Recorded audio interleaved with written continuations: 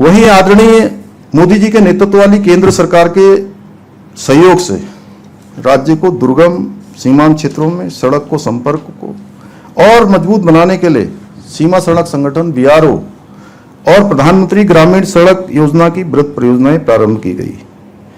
माननीय अध्यक्ष महोदय, वर्ष 2017 में संपन्न हुए विधानसभा चुनाव में आदरणीय प्रधानमंत्री नरेंद्र मोदी जी के दूरदर्शी नेतृत्व पर जनता के अटूट विश्वास से राज्य में भारतीय जनता पार्टी को प्रचंड विजय प्राप्त हुई। बड़े उद्यमों को प्रोत्साहित करने के लिए हमारी सरकार ने राज्य में मेगा इंडस्ट्रियल पॉलिसी भी लागू की है। हमने जहां एक और काशीपुर में अरोमा पार्क, सितारगंज में प्लास्टिक पार्क, काशीपुर में इलेक्ट्रॉनिक्स मैन्युफैक्चरिंग क्लस्टर, पंतनगर में मल्टी मॉडल लॉजिस्टिक पार्क की स्थापना की है, वहीं MSME क्षेत्र के उद्यमों को प्लग एंड प्ले मॉडल पर उद्यम स्थापना के लिए सिडकुल द्वारा रुद्रपुर, सेलाकुई और हरिद्वार में कम लागत वाली फ्लेटेड फैक्ट्रियां भी तैयार की जा रही हैं। इतना ही नहीं, हमने किच्छा में 1000 एकड़ से अधिक भूमि पर एक स्मार्ट इंडस्ट्रियल टाउनशिप विकसित करने की दिशा में भी हम काम कर रहे हैं, जिसमें हजारों करोड़ का निवेश राज्य के अंदर होगा, राज्य का राजस्व बढ़ेगा। हमारी सरकार राज्य के स्थानीय उत्पादों को भी बढ़ावा देने के लिए योजनाबद्ध तरीके से काम कर रही है। इसके अंतर्गत आदरणीय प्रधानमंत्री जी के मार्गदर्शन में हमने हाउस ऑफ हिमालय नाम से एक एम्ब्रेला ब्रांड की स्थापना की है, जिसके द्वारा हम वैश्विक पटल पर अपने स्थानीय उत्पादों को एक विश्व स्तरीय मंच देने में सफल रहे हैं। आज हमारी मातृशक्ति के द्वारा जितने भी उत्पाद बनाए जाते हैं, उन उत्पादों को विपणन का अवसर मिल रहा है। उनकी पहचान आज देश और दुनिया के अंदर तेजी से बढ़ रही है और सच में इससे हमारी मातृशक्ति का बहुत प्रोत्साहन राज्य के अंदर हो रहा है। जैसा आप सभी जानते हैं, पिछले दिनों एक हरिद्वार के एक सेंटर पर एक व्यक्ति के द्वारा नकल का प्रकरण सामने आया था और उस पर हमने तुरंत एक्शन लेते हुए उस आरोपी को गिरफ्तार किया और मामले की जांच के लिए SIT का गठन किया। सेवानिवृत्त न्यायाधीश हाईकोर्ट उनकी अध्यक्षता में कमेटी का गठन किया, परंतु कुछ लोग इस मामले की आड़ में हमारे युवाओं को ढाल बनाकर अपनी राजनीतिक रोटियां सेकने का प्रयास करने लगे और प्रदेश में अराजकता फैलाने के प्रयास शुरू हो गए। लेकिन हमारे बच्चों को परेशान होता देखकर और कुछ लोगों के षड्यंत्र को विफल करने के लिए मैंने स्वयं युवाओं के बीच में धरना स्थल पर जाकर युवाओं की इस मांग उनकी मांग के अनुरूप CBI जांच की संस्तुति प्रदान की और इसके साथ ही बाद में आयोग ने पेपर को निरस्त करने का भी निर्णय लिया।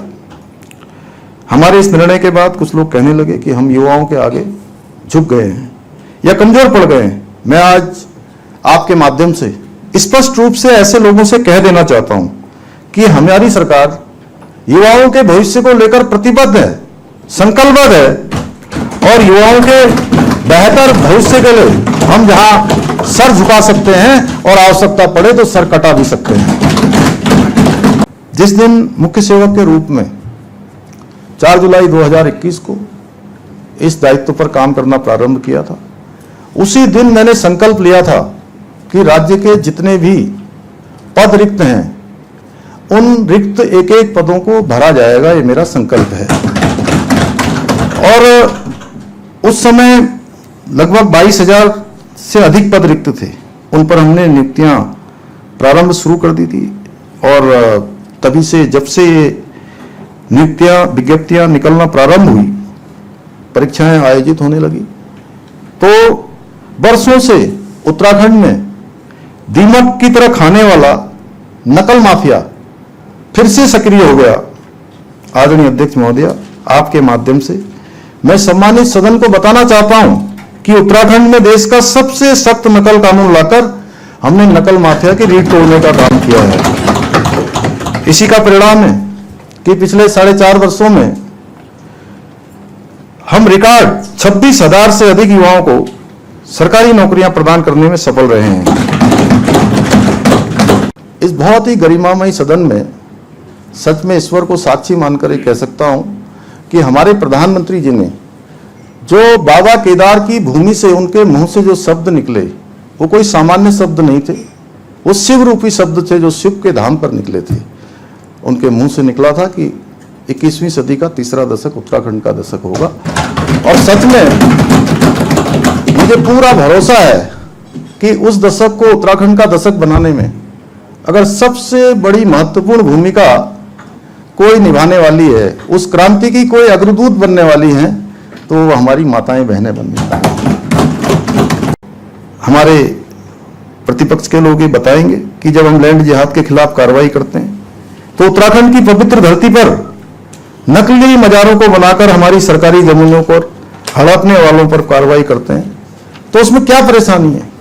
कल भी मैंने कहा, आज फिर मैं कह रहा हूं, क्या कहीं से अतिक्रमण हटाना, अवैध कब्जे हटाना क्या कानून सम्मत नहीं है, व्यवस्था सम्मत नहीं है, भारत की विधि सम्मत नहीं है, व्यवस्था सम्मत नहीं है, या जो हमारे नियम कानून हैं उन नियम कानूनों के अंतर्गत नहीं है?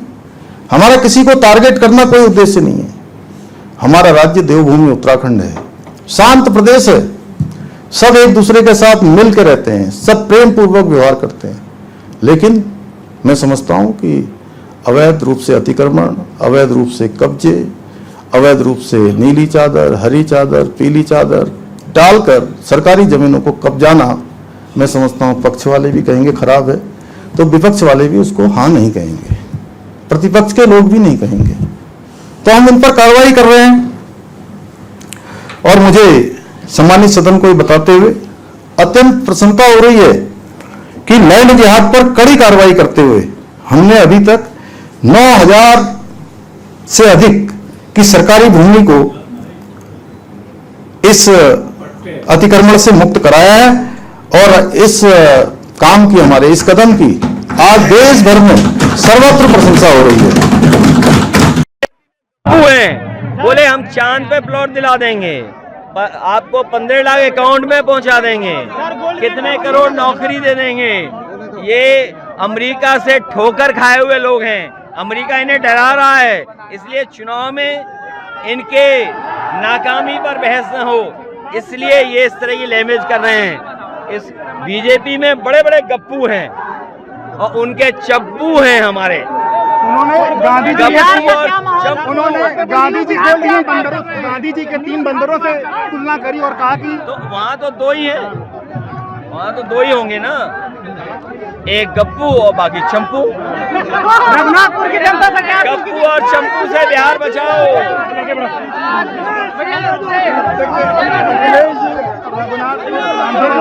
रघुनाथपुर विधानसभा पहुंचे हुए थे और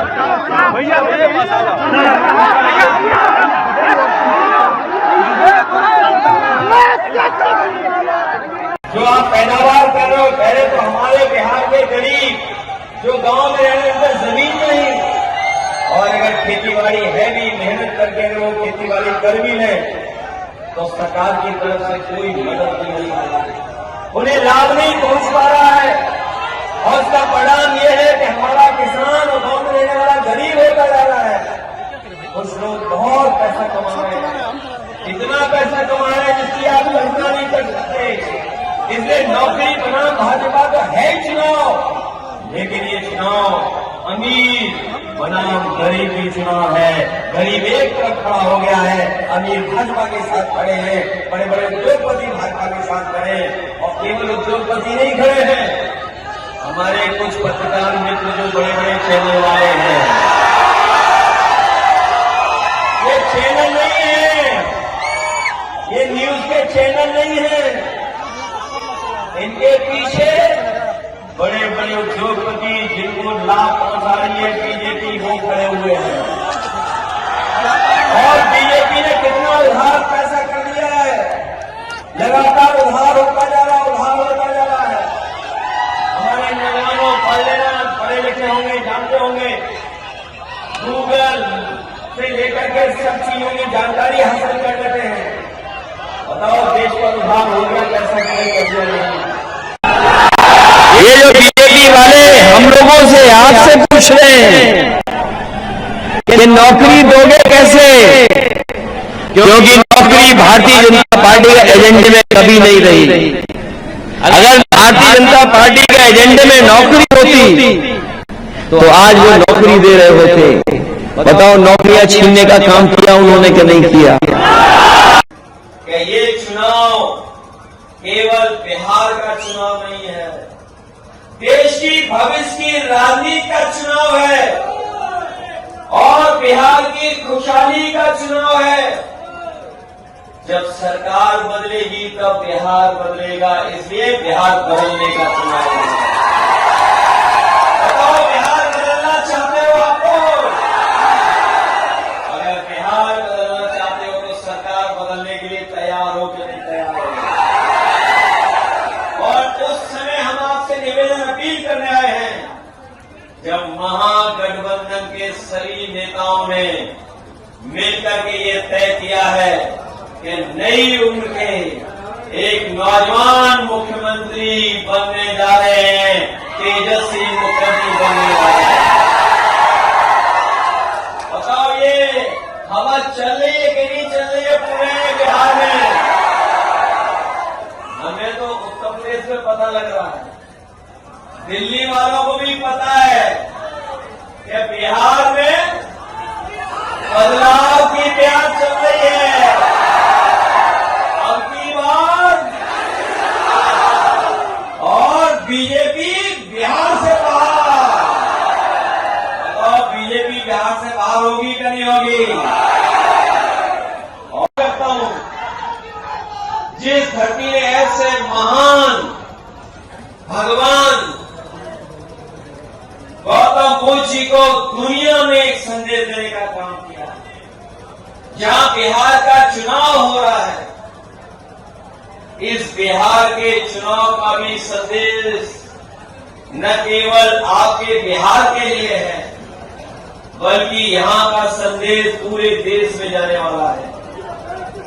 इसी बिहार की धरती ने बड़े बड़े संकटों से बचाया है।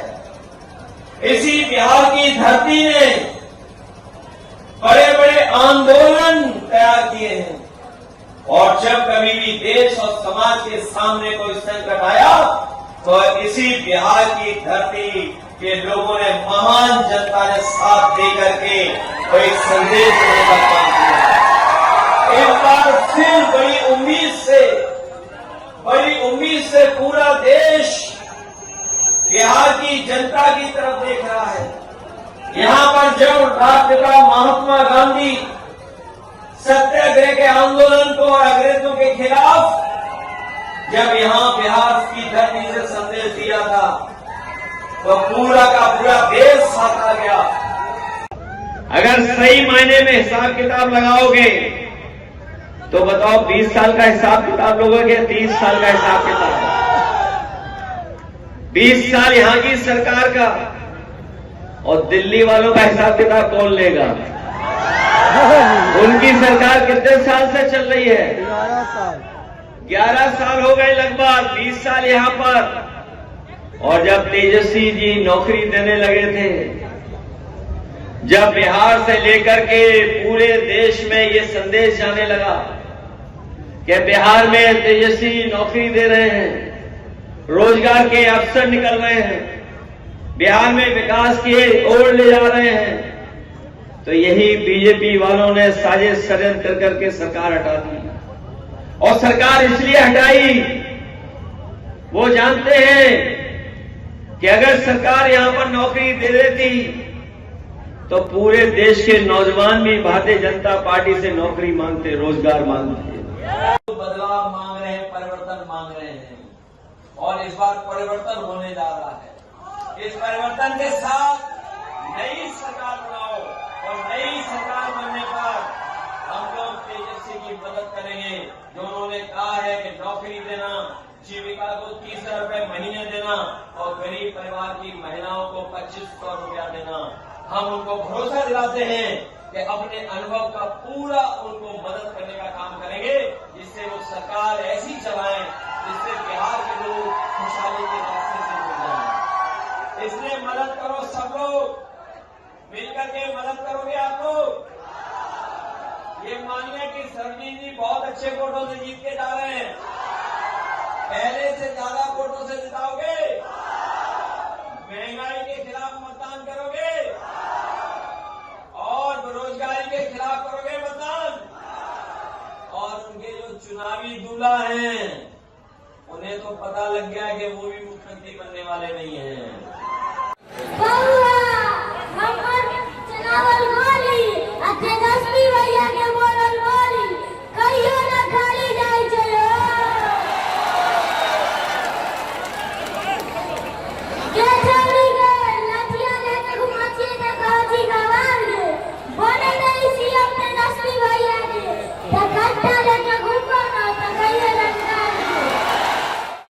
अभी मोदी सरकार जो दिए हम लोग को 10,000 रुपया, अच्छा व्यवहार किए हम लोग को। अच्छा, वो आपके खाते में आया पैसा? आया।